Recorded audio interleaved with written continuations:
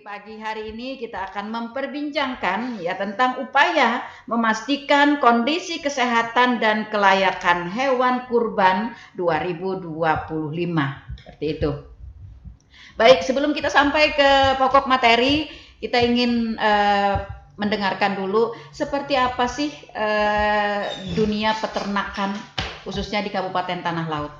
Mungkin bisa dijelaskan Ibu Putri ya. Terima kasih. Triastuti. Jadi peternakan di Tanah Laut merupakan 40% ya, 40% populasi di Kalimantan Selatan itu adanya di Kabupaten Tanah Laut. Populasi ternak kita menurut data terakhir itu sekitar 88.000 itu sapinya. Ya, sekitar 88.000. Ini kita fokus di sapi aja ya, Bu ya. Jadi kalau unggasnya jutaan ya, saya ini juga datanya kurang pasti, tapi kalau untuk sapi itu sekitar 88.000. Itu populasi yang sangat besar ya Bu ya, itu tersebar di 10 kecamatan. 10 kecamatan. Ya, kita ada 11. Ada 11 mana yang cuma Bumi Makmur. Bumi Makmur itu tidak ada ternak sapi karena di sana sentra ternak itik. Ya. Kondisi alamnya juga alamnya memang tidak memungkinkan. Sebenarnya bukan tidak memungkinkan untuk memelihara sapi sih di Bumi Makmur. Mungkin minded dari dari masyarakat di sana lebih ke ternak unggas gitu ya daripada sapi. Jadi populasi terbesar itu adanya di Kecamatan Plehari. Yang kedua itu adanya di Kecamatan Takisung, yang ketiga di Panipatan, yang keempat di Batu Ampar. Itu sekilas tentang populasi kita. Bu, ternak kita ini selain daripada sapi, unggas, kemudian kambing, apa lagi Bu? Kambing, kerbau. Burung Burung puyuh ada sedikit ya, Bu Pur ya. Ada. Apa burung puyuh? Oh, burung puyuh. Iya. Puyuh ya. Kalau unggas berarti termasuk unggas itik itu dan ayam ya? Ayam ras, ayam buras, ayam rasnya itu petelur, broiler, ya kan? Kemudian itik. Itu lengkap sih kalau di tempat kita. Babi juga sudah mulai ada. Sudah mulai ada. Ya, babi juga sudah mulai berkembang di daerah Tajau Pecah. Di sana kan ada Teran Bali. Jadi ya di Teran Bali itu kebetulan masyarakatnya ada beberapa orang yang memelihara babi. Kemudian di Sebamban Baru, Sebamban Baru Kintab, itu juga di sana ada Teran Bali. Ada beberapa masyarakat kita yang memelihara babi. Oh, begitu. Iya. Artinya kondisi ternak di Kabupaten Tanah Laut yang tadi disampaikan Ibu Triastuti sudah cukup lengkap ya kita. Mengakomodirkah kebutuhan ternak, kebutuhan sapi, unggas, kambing dan sebagainya untuk wilayah Kabupaten Tanah Laut dan sekitarnya? Iya, sangat tercukupi. Kita kalau untuk kita kan punya pasar sapi juga ya. Kita punya pasar sapi juga yang setiap minggu itu ada transaksi di situ. Kalau untuk yang masuk ke pasar itu sekitar 800-an setiap minggu ya kan. Karena itu data dari dari pasar. Jadi kalau untuk kebutuhan Tanah Laut sendiri, ternak kita ini lebih dari cukup. Alhamdulillah seperti itu. Lalu dari tahun 2024 mungkin ya Bu ya kita flashback ke belakang 2024 kemudian ke 2025 ini program dari pemerintah khususnya dari Dinas Peternakan sendiri untuk menjaga keseimbangan populasi dari ternak kita. Apa yang kita berikan kepada para peternak kita? Jadi kalau untuk populasi itu kan ada pertambahan populasi itu ada beberapa pengaruhnya ya kan. Ada dari kelahiran, ada dari pemasukan dan pengeluaran ternak ya kan. Kemudian dari kematian juga ada. Kalau untuk dari kelahiran itu kita sudah melaksanakan inseminasi buatan. ya kan? Kalau untuk kesehatan ternaknya, untuk menjaga supaya jangan banyak ternak yang mati, kita sudah melakukan pengendalian kesehatan hewan dengan cara melakukan vaksinasi. Ya kan, vaksinasi banyak vaksinasi. Kalau untuk hewan besar itu kita biasanya ada Jembrana, ada PMK, sekarang ada lagi vaksin LSD, ya kan? Terutama yang 3 itu sudah kita lakukan mulai dari tahun, kalau PMK sudah dari tahun 2022, kalau Jembrana itu sudah dari lama sekali sudah kita lakukan itu. Kalau LSD baru mulai 2024 ya, karena LSD baru pertama ditemukan di tanah laut itu tahun 2024. Baik. Lalu kita ke konsentrasi ke upaya memastikan kondisi kesehatan dan kelayakan hewan ya, dalam rangka kita menyongsong dan memastikan pelaksanaan kurban 2025. Nah, apa Bu program dari pemerintah kita untuk hal-hal tersebut? Iya, jadi setiap tahun kita menjelang perayaan Idul Adha itu kita selalu melakukan pengawasan dan pemeriksaan kesehatan hewan kurban, ya kan? Jadi biasanya 2 minggu nih kita sudah mulai nih pergi ke pengepul-pengepul untuk memeriksa stok hewan kurban kita, kira-kira mencukupi tidak untuk kebutuhan tanah laut, ya kan? Karena sebagian besar juga itu kan nanti akan dikirim ke luar daerah, ya kan? Itu yang pertama. Yang kedua, untuk memastikan juga bahwa hewan kurban yang dijual ini memang sehat, sehingga nanti dagingnya layak untuk dikonsumsi. Nah, seperti itu. Jadi kita melakukan pemeriksaan baik sebelum hari raya kurbannya maupun pada saat penyembelihan. Pada saat penyembelihan kita akan menyebar petugas-petugas kita, baik dokter hewan, para medis maupun teman-teman yang sudah kita latih untuk melakukan pengawasan pemotongan maupun pemeriksaan setelah pemotongan. Jadi pemeriksaan antemortem dan postmortemnya itu kita lakukan untuk memastikan yaitu bahwa daging yang akan dibagikan ke masyarakat itu layak untuk dikonsumsi. Baik. Lalu Bu, untuk memenuhi kebutuhan masyarakat tanah laut dan sekitarnya, apakah kita berupaya juga untuk mendatangkan ternak, dalam hal ini mungkin sapi, kerbau, kambing ya, dari luar? Jadi untuk tahun ini, kalau untuk pemasukan ternak antar provinsi itu kewenangan dari dinas provinsi. Iya, tetapi kan laporannya ada dengan kita gitu ya? Iya. Biasanya kalaupun dia tidak, jadi gimana ya, kita memang belum ada checkpoint ya di antar kabupaten itu belum ada checkpoint, jadi kami juga tidak bisa memantau berapa yang masuk. Paling kita melihatnya dari pasar hewan, berapa sih yang masuk hari ini kayak gitu kan. Lalu lintasnya itu di pasar hewan. Kalau di pasar hewan terlihat ya Bu ya, apakah ini sapi yang memang dari pelihari atau sapi dari luar? Kelihatan aja, kelihatan dari RTEK. Kalau yang dari luar provinsi itu dia ada tandanya sendiri, dia memakai RTEK dan angka di RTEK itu juga sudah dibedakan antar provinsi. Biasanya mereka diawali dengan angka 53 atau angka 52 seperti itu. Tergantung ada dari kode kode wilayah begitu ya. Kode provinsinya ada. Jadi dari kode dari RTEK itu kelihatan ini sapinya dari Surabaya, dari Jawa Timur, dari Kalteng, dari Nusa Tenggara, itu kelihatan.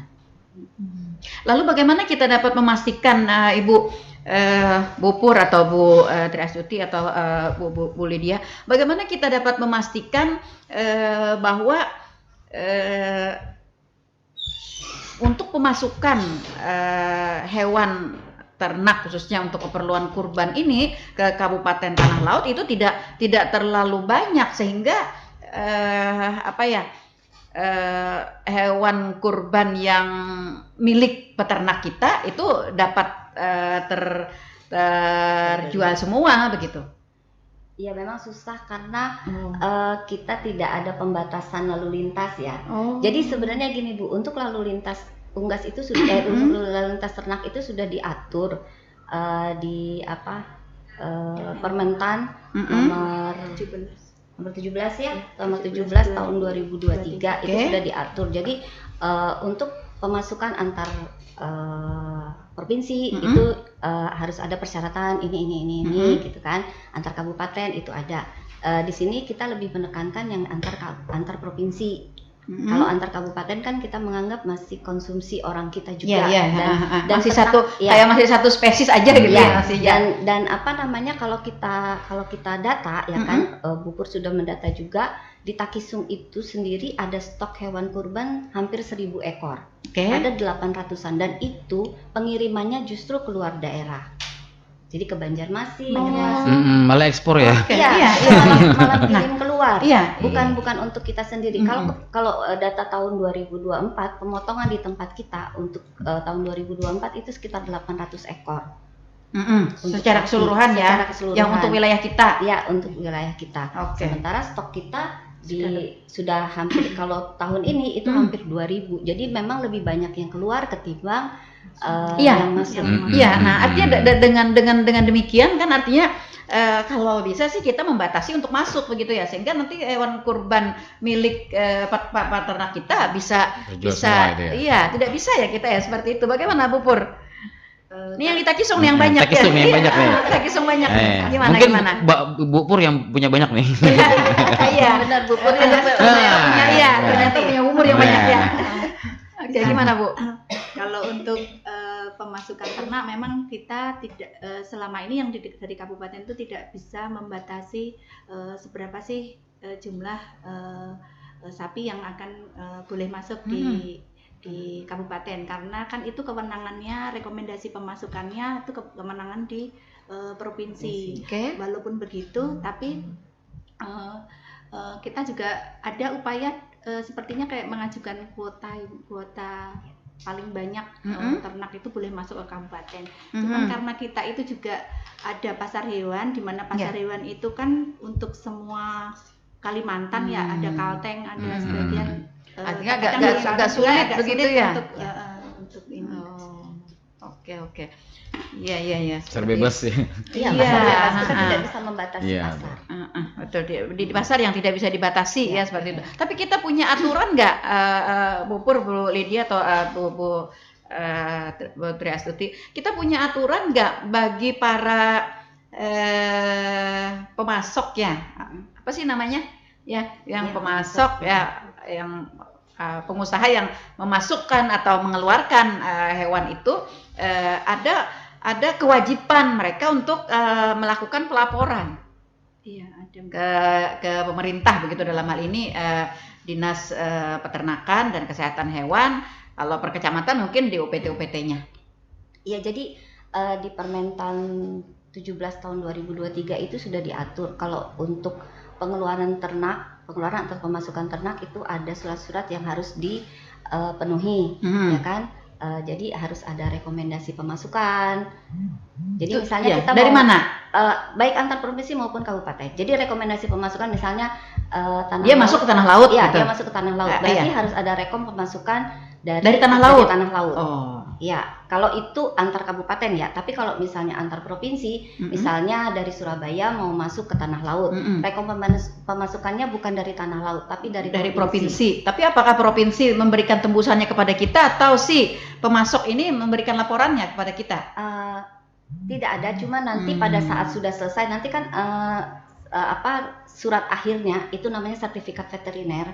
Itu nanti ada kita punya aplikasi untuk lalu lintas ternak, ya kan, itu akan terlihat di aplikasi situ. Nah, di situ kita akan tahu dari Surabaya ada masuk sapi sebanyak 250 ekor misalnya, alamatnya di sini. Nanti kita ngecek ke sana, betul enggak sapi itu ada. Nah, kita begitu sistemnya. Jadi kalau untuk dari awal kita jangan boleh masuk, itu kita tidak bisa. Karena itu kewenangan provinsi, ya kan. Cuma kita memang bisa melihat nanti tanggal berapa saja ada sapi yang masuk ke tanah laut, jumlahnya berapa. Tapi setelah dia masuk ya? Setelah dia masuk, karena kita baru bisa membaca setelah dia masuk. Oke. Nah, lalu bagaimana Bu kita dapat memastikan bahwa hewan ternak khususnya yang dari sapi kambing kerbau yang untuk dikurbankan itu berada dalam kondisi yang memenuhi persyaratan. Sekarang sapi yang masuk nih, maksudnya ternak Iya, yang masuk. iya. Kalau ternak yang masuk, dia harus melengkapi surat-surat. Jadi untuk mendapatkan, jadi stepnya ya, dia harus pertama dia harus minta rekomendasi pemasukan dari daerah yang akan dituju. Oke. Kemudian setelah rekomendasi pemasukan keluar, dia harus minta rekomendasi pengeluaran dari daerah asal. Ya, setelah rekomendasi pengeluaran itu keluar, dia harus minta surat keterangan kesehatan hewan dari daerah asal. Jadi ada, jadi ada surat keterangan kesehatan. Tapi surat kesehatannya itu dari daerah asal ya.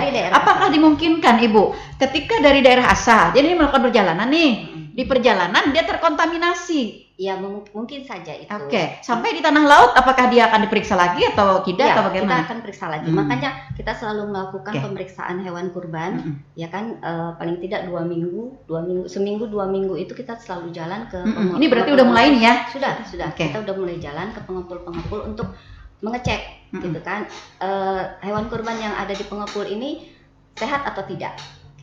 Karena kelihatan, memang kita cuma bisa meriksa secara klinisnya saja ya, secara klinisnya saja. Tapi di situ juga sudah bisa kita lihat. Karena untuk kurban tahun ini itu ada 4 penyakit yang menjadi prioritas untuk diperhatikan, yaitu PMK, LSD, cacing dan antrak. Karena kita antrak tidak ada, berarti 3 itu, dan ketiga penyakit itu secara klinis sudah bisa kita lihat. Oh begitu. Dari tampilan berarti ya. Tampilan sudah bisa. Memang secara kasat mata penampakan dari luar bagaimana Bu sapi yang sehat itu? Sapi yang sehat. Secara ciri-cirinya bagaimana? Secara kasat mata nih ya, dari penampakan dari luar. Ciri-ciri sapi yang sehat secara klinis ya, itu bulunya terlihat bersih dan mengkilap, tidak kusam. Bisa poli itu. Matanya bersinar cerah, tidak ada lendir atau tidak ada leleran yang kental di mata atau tidak ada kayak ada kotoran mata gitu ya. Ya, salah satunya itu. Terus habis itu dia berdiri juga tegap, tidak pincang atau tidak ambruk, tidak lesu, nafsu makannya bagus, lubang-lubang kumlah kayak seperti pulva, hidung, telinga itu juga bersih, tidak ada leleran atau lendir yang berlebihan atau tidak ada bau busuk. Terus dari cara jalan juga dia berjalan normal, tidak tertatih-tatih atau tidak sempoyongan. Kelihatan berarti ya. Sama juga sih seperti kalau kita sama juga kayak orang gitu ya. Kalau dia gitu ya. Tapi kalau lesu itu mungkin karena pengaruh tanggal aja. Udah dua-dua deh ya. Udah di tanggal segini. Bukan karena tidak sehat, bukan. Tapi ada orang mengatakan Bu Pur yang telinganya gerak terus itu apakah emang aktif katanya bagus? Iya. Apakah benar itu? Ada sapi yang seperti itu, biasanya dia untuk menganuin lalat. Ya, jadi kalau bergerak terus kemungkinan malah justru ada banyak lalernya itu. Jadi dia memang dia merasa bahwa ada gangguan nih, makanya punya nih berarti. Telinganya gerak-gerak terus. Iya. Seperti itu. Artinya secara intens ya, Dinas Peternakan sudah melakukan pemeriksaan kesehatan dan kelayakan ya dari hewan, sehingga kita dapat meyakinkan begitu ya kepada masyarakat kita, khususnya di Kabupaten Tanah Laut dan sekitarnya yang mendapatkan hewan kurban tapi yang dari tanah laut ya, yang dari tanah laut itu dipastikan sehat begitu ya. Sehat. Oke. Nah, Bu Lydia, di Kurau tadi kan berdekatan dengan Bumi Makmur ya. Berdekatan dengan Bumi Makmur. Kondisi alam tidak terlalu jauh ya dengan Bumi Makmur ya. Nah, tetapi di Kecamatan Kurau kita punya ya ternak kita sapi. Ya, sapi kita ada begitu ya, ada begitu. Nah, oke. Apakah kondisi alam dari Kurau yang kayak rawa gitu ya, yang rawa itu bisa dipastikan hewan ternak kita khususnya sapi yang untuk kurban itu memenuhi persyaratan. Mungkin persyaratan bukan hanya persyaratan usia begitu ya, tapi juga kayak berat badan, kayak dagingnya banyak gitu. Alhamdulillah selama kami di sana Ibu memenuhi saja gitu. Oke. Untuk kandang biasanya kalau seperti kalau di Kurau itu yang dominan dia ada di 3 desa untuk pemeliharaan sapi ya. Itu di daerah Sungai Bakau, Tambak Kuning atau Raden, terus di Maluka Baulin. Sedangkan seperti di Padang Luas itu ada, cuman tidak banyak gitu, hanya ada beberapa ternak aja. Nah kalau di daerah kayak Sungai Bakau kan kita tahu Bu ya, dekat dengan pantai, itu biasanya peliharanya ada yang tidak dekat dengan rumah. Gitu. Jadi biasanya di Angon di agak jauh dari rumah dan itu memang datarannya cukup tinggi gitu, jadi aman. Terus kalau kayak yang ada juga yang di dekat rumah itu ada kayak kasus kemarin sempat banjir Bu ya. Nah itu ada yang sempat kerendam sapinya, tapi setelah kita cek sempat diungsikan sapinya ke dataran yang lebih tinggi gitu. Jadi kalau dari segi kesehatan insya Allah masih bagus, dan juga untuk pakan seperti bertanya tadi untuk berat badannya gitu Bu itu alhamdulillah berat badannya memenuhi saja syarat untuk hewan kurban gitu. Iya, artinya ketika ternak sapi kita ini berada di daerah rawa atau berada di daerah yang kering, artinya tidak terlalu mempengaruhi ya terhadap perkembangannya begitu. Iya Ibu gitu. Jadi kalau di daerah Maluka Baulin itu ada auri kan Bu, ada lapangan auri. Nah itu biasanya bisa tanami kayak jagung, dikebunkan di masyarakat. Nah itu biasanya kalau sudah panen itu boleh diambil Ibu untuk pakan sapi, tapi khusus untuk lingkungan masyarakat desa Maluka Baulin. Nah itu tadi yang ingin saya tanyakan. Ketika berada di area rawa begitu, nah bagaimana dengan pakan dia? Iya. Seperti itu. Karena kan salah satu persyaratan juga yang dianjurkan untuk hewan kurban kan dagingnya banyak gitu ya. Jadi bukan hanya memenuhi pada faktor usianya sampai isapnya kayak gitu ya. Sehat secara fisik begitu ya. Sehat secara sehat, tapi juga dagingnya harus banyak gitu kan, seperti itu. Memang ada masyarakat juga sudah mulai menambah pengetahuan kan dengan mereka ada menanam rumput untuk pakan sapinya. Jadi ketika musim kering mereka tidak bingung untuk mencari pakan. Dan sekitaran daerah Kurau sampai ke Bengkulu dan Pulau Sari itu alhamdulillah hijauan pakan insya Allah terpenuhi untuk masyarakat sekitar. Untuk daerah Kecamatan Kurau ya, alhamdulillah. Iya. Padahal berkaitan dengan Bumi Makmur ya. Iya, makanya populasinya bagaimana kalau di Kurau nih? Iya. Apakah sedang-sedang saja atau memang di bawah dari Takisung kecamatan paling kalau satu Takisung tadi karena Bupur yang banyak punya, banyak. Juragan ya. Iya, juragan. Amin. Juragan. Amin. Kalau di Kurau itu paling banyak tadi kan di 3 desa. Itu rata-rata kalau 100 ekor mungkin ada satu desa gitu. Apalagi menjelang itu yang terdata ya. Menjelang Idul Adha ini biasanya mereka 3 bulan sebelum Idul Adha itu udah mulai stok Bu untuk penggemukan untuk dijual. Yang biasanya dia bukan untuk sapi pelihara gitu, mereka akan stok untuk sapi kurbanan. Jadi ya muncullah pedagang-pedagang dadakan gitu ya. Iya. Seperti itu. Kalau Bumi Makmur Putri memang zero ya? Zero Pak. Wow ya. Sempat ada sih Pak, maaf ya betul, sempat ada waktu kami awal di Puskesmas itu tahun 2020 sempat diajak sama PPL-nya. Tapi ya gitu, di situ perputarannya cuma sekitar ada 5 kepala keluarga rasanya. Dan itu memang untuk perputaran untuk sapi agak lambat ya. Jadi mereka memeliharakan entah mungkin punya orang pelihari terus dipelihara di sana gitu. Jadi perputarannya tidak seperti yang di Kurau memang. Bu Pur, jenis-jenis sapi yang ada di Bu Pur, jenis-jenis sapi yang ada di wilayah kita nih yang terbanyak nih sebenarnya jenis apa begitu? Kalau sapi memang ada beberapa jenis yang di tengah laut seperti kayak limusin, simental, sapi PO, sapi Brahman, sapi sekarang muncul sapi kisar, dan yang paling banyak itu masih di sapi Bali. Kalau yang untuk tanah laut yang kira-kira yang paling cocok, yang paling bisa beradaptasi dengan kondisi tanah laut itu yang jenis apa?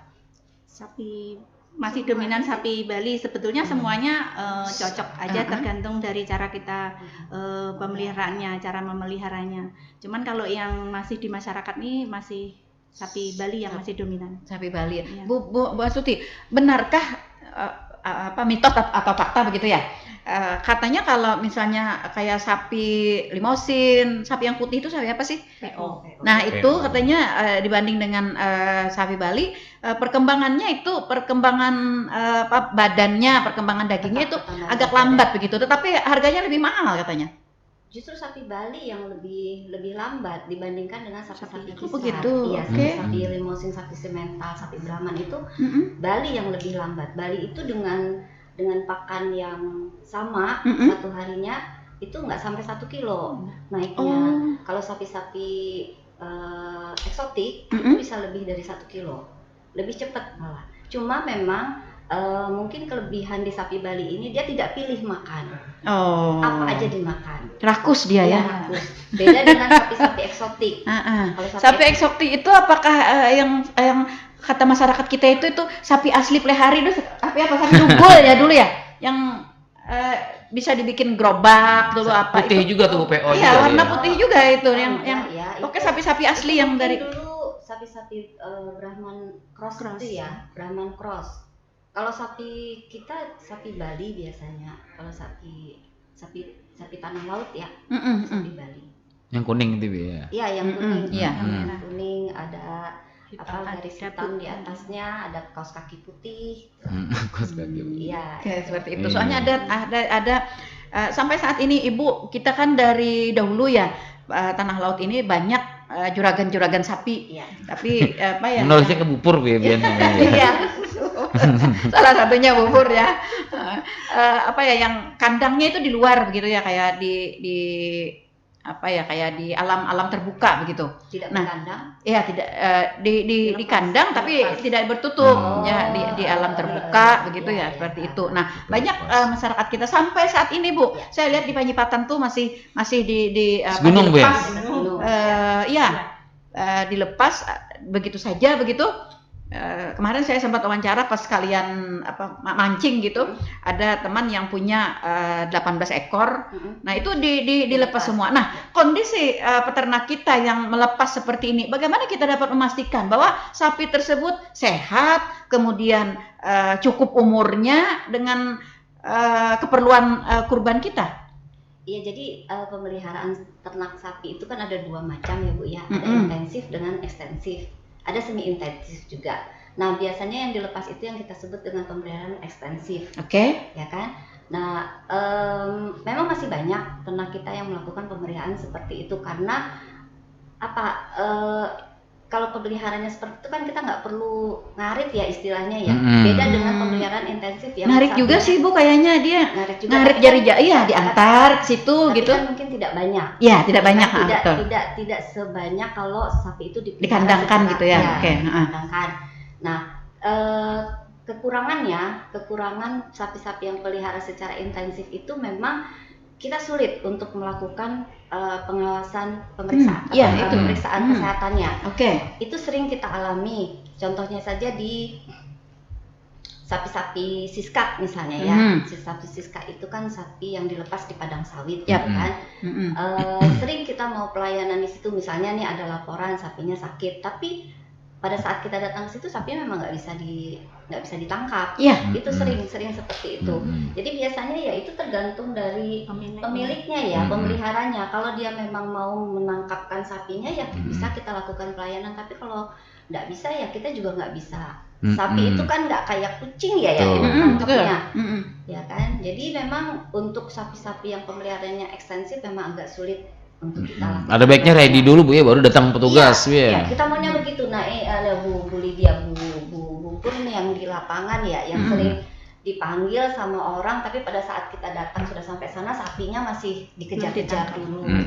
Sering seperti itu. Iya, iya. Nah, lalu dengan kondisi kita mendekati ke Hari Raya Kurban, Ibu, ada kemungkinan kan mereka yang melakukan ternak di alam terbuka seperti itu, nanti ada sapinya yang mau dijual untuk hewan kurban. Iya. Nah, Jadi- apakah upaya kita ketika mereka mau menjual mendekati di Hari Raya Kurban, Hamin berapa begitu, sapi mereka ini kita perintahkan untuk dikandangkan. Iya, memang kalau mereka mau jual, kita kan sering tanya, itu sapinya susah ditangkap kayak gitu gimana Bu? Kalau mau dijual ya bisa ditangkap, dia bilang gitu. Jadi mereka punya cara ya. Iya betul. Menangkap, tapi mereka cuma mau nangkap pada saat mereka perlu. Misalnya pada saat mau dijual. Kalau mereka suruh nangkap pada saat kita mau pelayanan, mau vaksin misalnya, mereka nggak mau. Tapi kalau mereka mau jual, mereka pasti bisa nangkap. Begitu. Iya. Anak mau beli motor mau. Iya, kalau mereka perlu, mereka mau jual, mereka pasti bisa lengkap. Entah bagaimana caranya kan, entah ada pawangnya atau bagaimana. Itu memang seperti itu Bu. Kalau sapi-sapi yang dilepas liarkan itu memang seperti itu. Jadi kalau untuk mungkin oleh peternakan sendiri memang pemeliharaan secara di alam terbuka liar seperti ini diperbolehkan atau bagaimana Ibu? Apakah ada persyaratan gitu ya dari pemerintah yang sebenarnya gitu? Iya, dalam hal ini Dinas Peternakan tuh yang sebenarnya tuh memelihara sapi ini harus seperti apa? Kalau dari kami sebenarnya, kalau kita dari pihak peternakan yang melakukan pelayanan kesehatan hewan, kami lebih suka sapi itu dipelihara paling tidak semi intensif, gitu loh Bu. Jadi misalnya sapi itu dilepas, tapi mereka punya kandang. Balik lagi Mereka punya kandang. Jadi ada kan yang modelnya seperti itu. Jadi pagi sapinya keluar, nanti sore mereka masuk. Saya pernah lihat yang di Ambungan ya. Ketika pagi dibawa ke mana gitu. Nah, ketika sore dia balik. Iya. Tidak, itu seperti itu. Tidak yang model sapi Pekawanan mulai, sapi Pekawanan ya. Sapi Pekawanan, Maksudnya? Balapas di bawah. Sapi iya. Pekawanan ya. Itu kan model pemeliharaan zaman dulu ya. Iya, betul. Jadi makannya enggak Tapi sampai sekarang masih ada Ibu, ya masih banyak. Saya sering ketemu gitu sama teman-teman. Karena memang orientasi pemeliharaan masyarakat kita ini untuk ternak sapi kan masih tidak sama. Adakah upaya dari dinas peternakan sendiri untuk menyadarkan mereka atau bagaimana gitu agar sudah. Tapi kan memang kesukaannya gitu ya, bubur ya. Di tempat bubur masih banyak itu. Kalau tempatnya Bu Lydia yang di Kurau semuanya di kandang. Ya, tahu saya kalau yang di Kurau ya. Paling dilepas sebentar ya Bu Lydia. Ya, tahu itu. Apalagi kalau udah selesai musim panen biasanya. Iya. Baru dilepas. Dilepas. Oke, ya. Terus semuanya lahannya melek bebek semua ya. Iya. Daerah-daerah yang kayak di Plehari aja masih banyak yang sistemnya berlepas di gunung kayak gitu kan, Panji Patah, banyak Panji Patah. Di Takisung sebagian masih ada, tapi sekarang sudah mulai pada bikin pagar. Jadi ada di alam terbuka tapi di pagar. Iya, jadi sapi itu tetap komplit Dalam pengawasan di bisa dalam, ya. di situ. Ya, itu sudah banyak. Kalau di Takisung sendiri yang dulu kan di pesisir pantai itu semuanya dilepas. Tapi sekarang ini juga sudah lahan mulai sedikit, yang melihara juga sudah mulai banyak. Jadi mereka pasang ini pagar kawat, sama ada dibikinkan seperti Ibu bilang tadi gubuk, tapi yang tidak ada untuk dia berteduh-teduh gitu ya. Iya, sudah mulai seperti itu. Oke, seperti itu. Kemudian Bu, ada beberapa permasalahan ya kalau kita memasuki ke hari raya kurban terhadap hewan kurban, khususnya sapi, kerbau, kambing begitu ya, yang biasa sering menjadi hewan kurban gitu. Nah, bagaimana upaya kita Bu untuk untuk memastikan masyarakat kita dapat melakukan prosedur karena tadi seperti misalnya ini hewan datang dari luar di sininya diperiksa tadi sehat, tapi kan di dalam perjalanan dia berproses ya sampai ke tempat kita memang diperiksa oleh dinas kesehatan hewan masih sehat, tapi kan dalam kurun waktu menuju kepada hari raya itu kondisinya baik-baik saja ya. Jadi sebenarnya kita bicara idealnya kita bicara idealnya sebenarnya paling tidak 24 jam sebelum ternak itu dipotong itu harusnya diperiksa. Jadi pemeriksaan hewan yang mau dipotong itu ada 2, AMPM, antemortem, pemeriksaan sebelum mati, dan postmortem, pemeriksaan setelah kematian ya kan. Idealnya 24 jam sebelum disembelih itu harusnya diperiksa. Ya kan? Tapi karena keterbatasan sumber daya manusia ini ya kan, kita cuma punya 7 dokter hewan dengan 4 paramedis. 3-nya sudah dari sini. 3 sudah dari sini. Ya kan? 7 dokter hewan dan 4 paramedis, itu sangat tidak mungkin kami lakukan. Dengan waktu yang bersamaan, dengan Bu ya. waktu yang bersamaan, ya kan. Tahun lalu, tahun 2024, kita punya 303 titik pemotongan.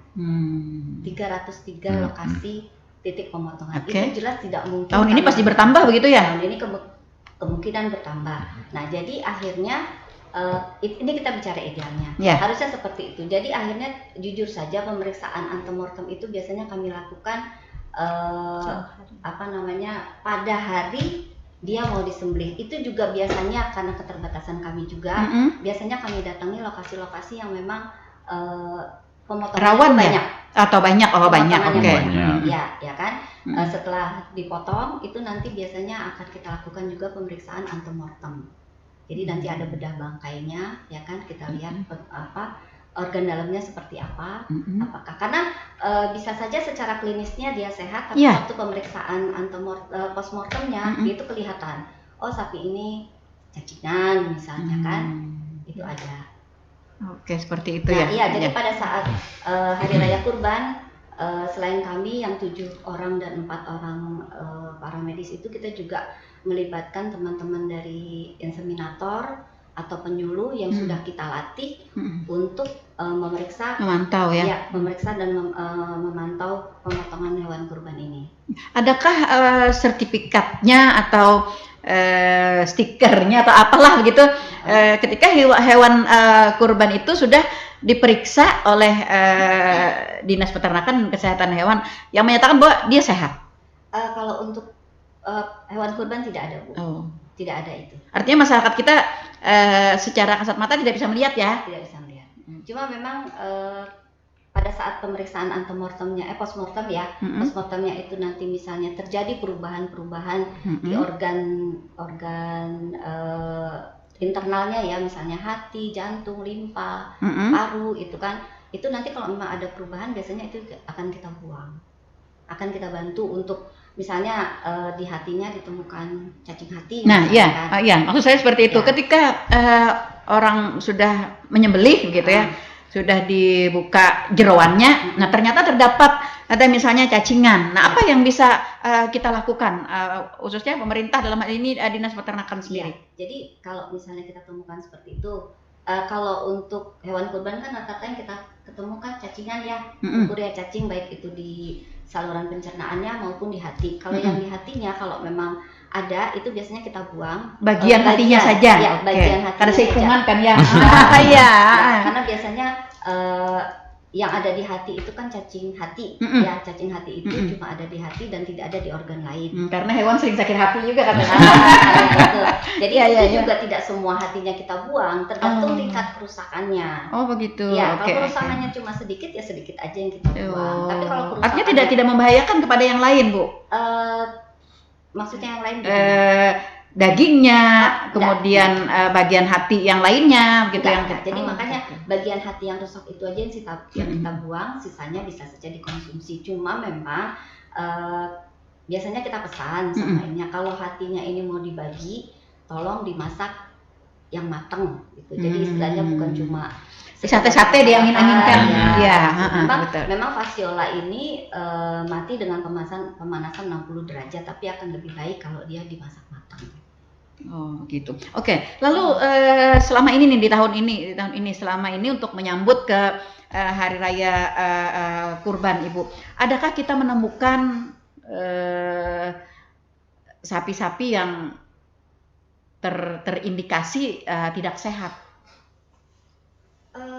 Saya belum ada lihat dari beberapa pengepul. Alhamdulillah. Ya kan? Karena yang kita jadi perhatian kita kan 3 penyakit ya. 4 antrak itu kan sudah tidak ada. Jadi PMK, LSD dengan cacing, kan ya. Kalau cacing ini kan sifatnya kronis. Jadi kalau dia misalnya cacingan sudah lama, itu kondisinya pasti akan kurus dan itu pasti tidak akan masuk sama orang ya. Iya, sama orang-orang nggak akan beli. Dan kelihatan cacingan nih jar makan gancang tapi awak kurus ya. Habis itu kan kelihatan bulunya juga kusam dan itu pasti tidak akan dipilih orang untuk jadi hewan kurban. Yang harus kita perhatikan adalah dua, LSD dengan PMK, karena penyakit ini sifatnya akut ya. Jadi hari ini bisa saja dia tidak apa-apa, besok tahu-tahu sudah hipersalivasi atau besok sudah muncul benjolan-benjolan di tubuhnya. Dan yang sudah kita pantau selama ini ya Bu Pur ya, itu belum ada. Alhamdulillah. Alhamdulillah semuanya kondisinya sehat. Jadi antara 60 sampai 100. Ya artinya dapat dipastikan nih ya, dengan masalah itu. Sementara kalau yang di tingkat pengepul ya, untuk yang di tingkat pengepul secara klinis itu sehat.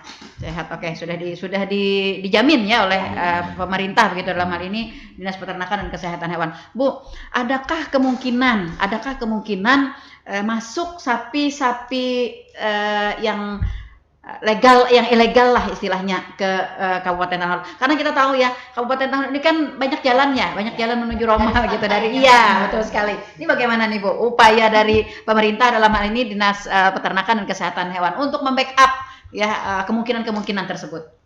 Iya, jadi ini agak sulit ya Bu ya. Sulit ya Bu ya. Pastinya ya. Karena gimana ya? Sebenarnya untuk lalu lintas ternak itu sudah ada aturannya, ada surat-surat yang harus, ada dokumen-dokumen yang harus dipenuhi. Kemudian pintu masuknya juga sudah ada. Pintu masuk resminya itu di karantina ya kan. Karantina itu di Banjarmasin, Batu Licin ya. Nah itu ya, itu dua. Cuma karena ya namanya orang ya. Mereka kadang-kadang kalau harus masuk ke karantina, dokumennya banyak, biayanya ribet juga lagi banyak, ya. Biayanya banyak karena kalau misalnya masuknya resmi, mereka kan harus melakukan pemeriksaan laboratorium. Betul. Dan itu biayanya juga tidak murah, ya kan? Jadi mereka biasanya mencari jalan-jalan tikus. Harus kan di-free-kan aja Bu ya, biar sehat sapinya Bu ya. Diberikan gimana Pak? Jadi gini, Tuh bayarannya Bu, laboratoriumnya. Karena garis pantai kita kan lumayan panjang. Sekitar kurang lebih 200 km ya. Bupur juga ada garis pantai. Betul. Dan ada beberapa Kurau juga ada.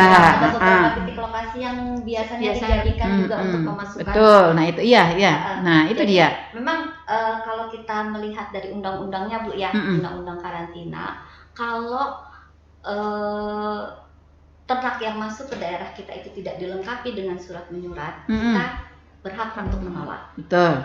Ya kan? Kita berhak untuk menolak dan ada juga tindak pidananya. Cuma masalahnya kan kadang-kadang kita agak sulit untuk bekerja sama dengan orang-orang yang ada di lokasi tempat berlabuhnya ternak-ternak tersebut gitu. Kami pernah koordinasi dengan pelabuhan yang ada di Asam-Asam. Kita sudah melibatkan kecamatan, kita sudah melibatkan desa, kita juga sudah melibatkan kepolisian. Waktu itu kita minta tolong kalau ada ternak yang masuk dari sini, kami dikabarin atau tolak saja. Ya. Karena pasti sudah mereka tidak bawa surat-surat. Betul, ya. Tapi kan ya itu tadi ini adanya kebutuhan tarik ulur ya betul. Jadi kami juga sulit, kalaupun mau kita pidanakan juga jujur kesulitan untuk melakukan pengawasan di tempat-tempat pemasukan ternak yang tidak seharusnya. Iya, artinya sejauh ini begitu. Bagaimana dengan koordinasi atau kerjasama kita mungkin dengan Syah Bandar mungkin Bu ya. Dengan dengan lalu lintas kan mulai laut ada juga gitu. Tadi kan sudah kita lakukan ya. Cuman karena memang ada kepentingan. Iya, ada tarik ulur kepentingan begitu. Lalu dengan para kepala desa mungkin, karena kan di mana lokasinya, bisa nggak ya kita melakukan pemantauan atau kerjasama oleh kepala desa yang langsung berdekatan atau langsung membawahi dari wilayah di mana ternak kita itu berada begitu. Iya, sangat mungkin bisa Bu. Kami juga pernah beberapa kali itu turun di Pagetan Besar, sama di Kuala Tambangan. Itu memang ada pihak desa yang menghubungi kami. Ada pernah seperti itu. Baguslah. Ya, cuma beberapa waktu kebelakang ini karena ada beberapa kepentingan tadi. Pernah kami melakukan pemeriksaan di tempat ya Bu ya. Waktu di Pagetan Besar tuh begitu kami dilaporin ada sapi datang, kami melacak ke sana dan memang tidak dilengkapi surat-surat, ya kita memberikan, kemarin sih sempat mengambil sampel darah untuk pemeriksaan penyakit. Habis gitu dengan hasil ditampung dulu kita ya Bu ya. Di karantina dulu, terus setelah itu tetap kita awasi sampai hasil pemeriksaan laboratoriumnya itu keluar. Pernah seperti itu. Iya. Oke. Bu, kalau misalnya ditemukan pada saat ini kan ini lagi intens nih lah bagian peternakan dan kesehatan hewan nih melakukan pemantauan dalam menyongsong Idul Adha. Ketika kita temukan ada sapi yang mungkin tadi masuknya secara ilegal ya. Nah, ini apa yang kita lakukan, kemudian apa konsekuensi bagi pemasok tersebut? Apa sapinya kita bakar gitu, kita bagaimana? Jadi kalau misalnya sesuai dengan undang-undang karantina itu kalau sapi-sapi itu masuk tanpa dilengkapi dengan dokumen, ya kan, itu biasanya kita tahan untuk memberi kesempatan pemasoknya itu untuk melengkapi dokumennya. Kalau dalam waktu 3 hari ya, 3 hari itu mereka tidak bisa, itu kita akan kirim mereka balik. Dideportasi ya? Iya. Saya membayangkan nih berarti kayak apa ya, kayak imigrasi gitu. Ini kita bicara idealnya ya. Betul. Dia akan kita kirim kembali ke daerah asalnya, kan? Oke. Kalau misalnya masih membandel, ya kan, itu kita bisa musnahkan. Sebenarnya sampai ke situ. Iya. Jujur kami belum pernah melakukan. Belum pernah kita temui ya kasus seperti itu begitu. Alhamdulillah untuk tanah laut, kalau tadi katanya Bu Pur, Bu Tri Astuti, Bu Lydia, ini masih berada dalam kondisi baik aja ya, Pak.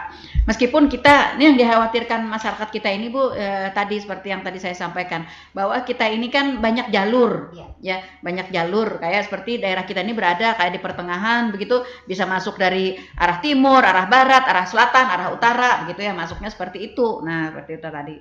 Tapi sejauh ini kita dapat meyakinkan ya bahwa tidak ada kasus sapi masuk secara ilegal. Apalagi yang kita temui di lapangan, misalnya ternak-ternak kita yang terkontaminasi penyakit begitu. Iya, kalau untuk sampai saat ini ya, kalau yang masuk ilegal dalam artian tidak melalui karantina ya ada, ya kan, biasanya itu kita baru tahu kalau ada yang lapor gitu, karena kan keterbatasan kami ya. Ya betul, iya. Kami tidak mungkin memantau setiap kecamatan kayak gitu kan. Biasanya kalau ada laporan, kita akan datangi, kita akan periksa biasanya sapinya. Dan sampai sejauh ini sih masih sejak tidak ada lagi PMK kita sudah melandai karena vaksinasi kita juga gencar. Alhamdulillah sapi-sapi yang masuk sehat-sehat aja. Sebagiannya juga membeli yang cerdas Bu ya. Iya, Jangan beli sapi yang bodong, beli sapi yang nggak bersurat. Iya. Kan di dalam itu kan hanya yang dituliskan batas usianya gitu ya, beratnya. Nah kadang seperti itu ya. Jadi masyarakat kita juga harga tetap jadi pilihan utama. Iya, harga tetap jadi pilihan utama ya, seperti itu. Bu, tadi dari 10 kecamatan, apakah kita dari 10 kecamatan ini sudah punya pusat kesehatan hewan tiap-tiap kecamatan? Nggak ada. Baru 4. Selama ini kita masih Kita baru 4. Oh, baru 4 dari 10 kecamatan yang ada ternak itu. Ya. Nah, lalu bagaimana kerjanya Bu Pur, Bu Lydia, berarti merangkap atau bagaimana begitu? Dengan kecamatan yang tidak ada puskeswannya bagaimana? Oh iya, kebetulan kalau tempat duluan itu bisa sampai ke Tambak Ulang dan Bati-Bati, Bu.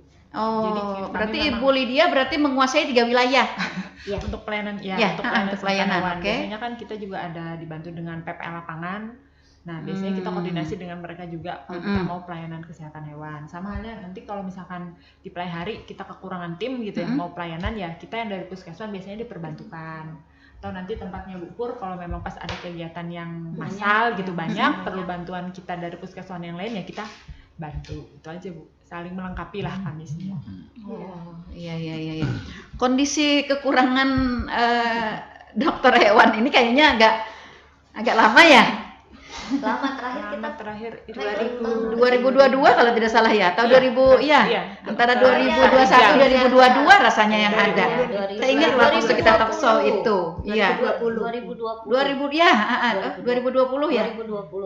terakhir iya. Jaraknya sekitar 5 tahunan Bu, dari Ulun kan 2015 itu paling muda waktu itu, terus baru ada lagi itu 2020. 2020 sehari jalan. Iya.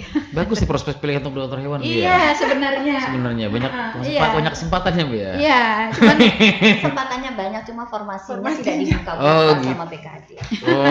Kita sih sebenarnya selalu minta dokter, tenaga paramedis itu selalu minta setiap tahun, cuma nggak tahu gimana. Sebenarnya kita sangat butuh ya Bu ya, kita sangat butuh adanya Melihat kecukupan. keadaan zona yang adanya luas kecukupan ini, Bu, ya, apalagi kalau melihat daerah kita ini adalah sentra ternak begitu ya.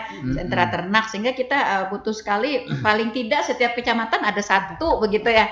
Nah, sehingga dapat memastikan bahwa konsumsi ternak oleh masyarakat kita dan sekitarnya itu aman. Iya. Mudah-mudahan pihak berwenang mendengarkan ini, Bu. Iya. Mudah-mudahan. Oke.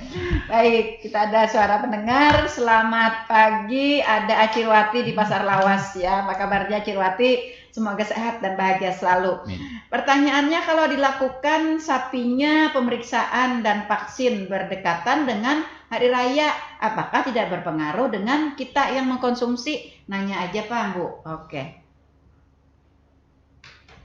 Langsung Bu. Langsung silakan. Jadi vaksinnya berdekatan dengan kalau makan vaksin ya, ya. Jadi makanya kalau kita melakukan vaksinasi, ya kan, kalau sudah mau dekat-dekat hari raya gini, kita biasanya akan tanya ini mau dijual atau tidak, mau dikurbankan atau tidak. Kalau jadi sebenarnya vaksin dan pengobatan itu paling tidak itu 14 hari sebelum ternak itu disembelih. Oh, minimal ya? Ya. 14 hari. 14 hari, minimal 14 hari sebelum ternak itu disembelih. Jadi kalau memang dia mau disembelih kurang dari 14 hari, biasanya kita tidak akan suntik itu. Enggak, biasanya. Iya. Kalau misalnya rencana misalnya rencana tidak dikurbankan, ternyata karena satu dan lain hal lalu dijadikan hewan kurban misalnya kan. Selama itu bukan antibiotik, ya kan? Selama itu bukan antibiotik, saya rasa nggak masalah. Masih aman ya? Ya, karena vaksin kita juga yang selama ini kita berikan ya kayak PMK, LSD, Jebrana itu bukan vaksin yang bukan penyakit yang sifatnya menular ke manusia. Gitu. Jadi memang kalau untuk kita bicara idealnya lagi, kalau untuk daging yang mau dikonsumsi itu sebenarnya harus memenuhi syarat asuh, aman, sehat, utuh dan halal. Nah, amannya itu berarti dia bebas dari segala cemaran, baik cemaran fisik, biologi maupun kimia. Nah, vaksin ini merupakan salah satu cemaran kimia. Vaksin dan obat-obatan salah satu cemaran kimia. Makanya itu tadi, kalau memang sudah pasti dia mau dikurbankan dan waktunya tidak sampai 14 hari, itu biasanya tidak akan kita obati. Dan yang melakukan vaksin ini kan para petugas kita ya, yang resmi begitu ya, yang mereka sudah tahu persis sudah tahu persis perlakuan seperti itu. Jadi tidak akan ada kemungkinan sapi yang akan dikurbankan divaksin di luar ketentuan itu. Ya, jadi biasanya kita vaksinasi itu selalu didampingi. Peternak sendiri tidak bisa ya melakukan vaksin itu ya? Tidak bisa. Oke. Vaksinnya tidak terjual bebas ya? Iya, tidak terjual bebas. Jadi biasanya kalaupun memang ada sekarang vaksin-vaksin yang kayak PMK gitu kan, karena kita tidak ada di dinas, tidak ada, mereka beli sendiri, tapi harusnya itu didampingi oleh dokter hewan. Gitu. Jadi pemakaiannya memang untuk vaksin ini tidak bisa sembarangan. Iya. Berarti untuk semua vaksin ya? Untuk semua vaksin. Untuk semua vaksin dan untuk semua sebenarnya untuk semua pengobatan ya. Iya. Dan obat-obatan itu harus atas supervisi dokter hewan. Oh, seperti itu. Oke. Ada kemungkinan juga nggak Bu? Kalau tadi kan vaksin nih yang tidak dijual secara bebas, kemudian mungkin vitamin-vitamin mungkin untuk ternak khususnya sapi, kambing dan kerbau ini bisa dilakukan oleh peternak, pengumpul atau pemasok. Iya, bisa ya, ada beberapa peternak kita yang memang ya sekarang untuk ilmu itu kan mudah ya Bu ya. Betul. Tinggal buka YouTube aja dapat ilmunya. Banyak peternak-peternak kita yang sudah istilahnya tahu bagaimana lah menjaga kesehatan ternaknya dengan dia beli vitamin sendiri, dia beli obat-obatan sendiri, asal berani nyuntik aja dia nyuntik sendiri, itu biasanya ada saja orang-orang seperti itu. Kalau vitamin mungkin tidak terlalu berbahaya ya untuk residunya. Yang harus kita yang harus kita perhatikan adalah kalau itu yang disuntikan adalah antibiotik. Karena itu bisa menyebabkan kalau dia kurang dari 14 hari itu kan masih ada residu antibiotik. Bisa masih ada di dalam kandungan dagingnya ya. Di dagingnya masih ada dan itu bisa menyebabkan resistensi di manusia. Oh begitu ya. Karena ada katanya yang peternak atau pengumpul, pemasok gitu yang memberikan vitamin kepada hewannya supaya kelihatan hewan ini sehat, strong gitu ya. Kalau dia kalau vitamin memang sebaiknya sebelum 14 hari itu sudah tidak lagi diberikan setelah 14 hari. Tapi kalau misalnya vitamin saja itu masih aman ya. Masih aman. Jadi masyarakat kita cuma memang kalau nanti dia disuntikan itu nanti paling bekas suntikannya aja. Tapi tidak berbahaya ya. Tidak membahayakan kepada kita yang mengkonsumsi dagingnya. Ini ada lagi acil